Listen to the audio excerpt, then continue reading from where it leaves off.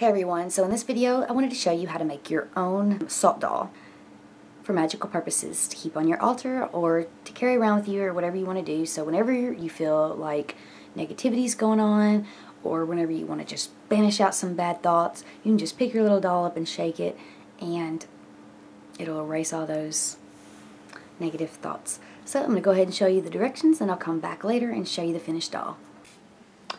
First thing you're going to want to have is some cloth like this. I'm using the color kind of like skin tone, so this would be ideal, or you can really just use any fabric you want.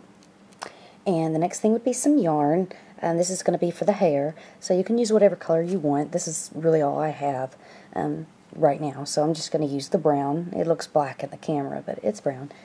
And then you're also going to want some scissors. Just some good cutting scissors, needle and thread.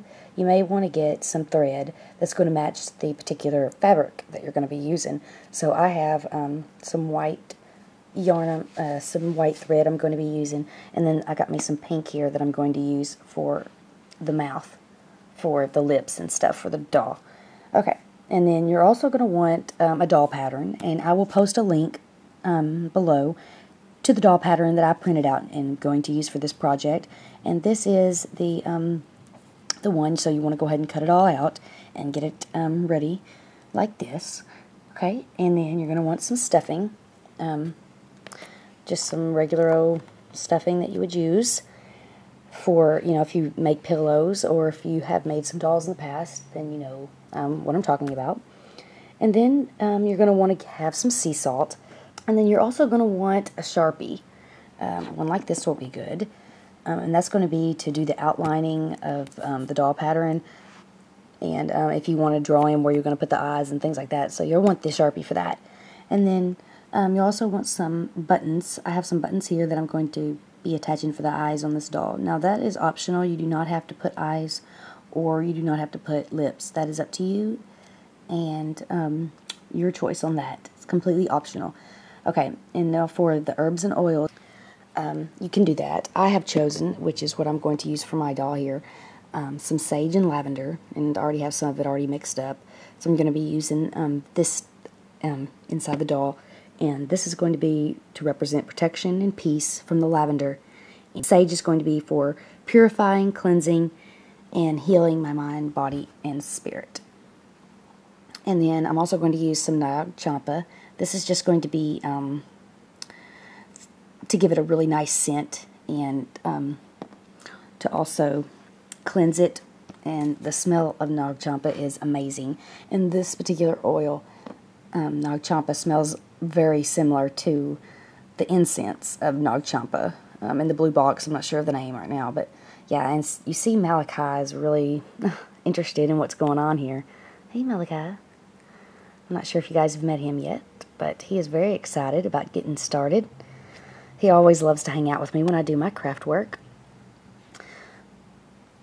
Alright, well, I'm going to go ahead and get on with it, and I will show you some more updates as I move along with the doll. Okay, and you're also going to probably want some Scotch tape here. You can take some of this and just put it on the back of the outline drawing of the doll, and then tape it down so that you can get a good outline, so you don't have to worry about the edges coming up and stuff when you do the outline. So I just wanted to say that. So the next step is going to be to go ahead and do the outline and then cut it out. Okay, so once you've sewed your doll and you've sewed it on up, now if you print the directions that are listed below, it says to leave a gap right here. I actually decided to leave my gap up here so that when I go to put the hair, I can sew over this and there will be no outline or anything to showing that it was sewed. So after that, you just want to go ahead and flip it inside out and then get ready to stuff it. So after you've sewed your doll together, and you may want to go ahead and attach some buttons for the eyes, and I've already flipped it inside out and stuffed it with the things that I showed you before. So I've got some salt in here on the hand tips, and got some in the head. What you'll do next is take some yarn and cut strips up for the size that you want your doll's hair to have. So this is kind of like what mine will look like when I get it sewed in. So that's my next step. And I'm going to go ahead and do that, and then I'll be back and show you the final touches.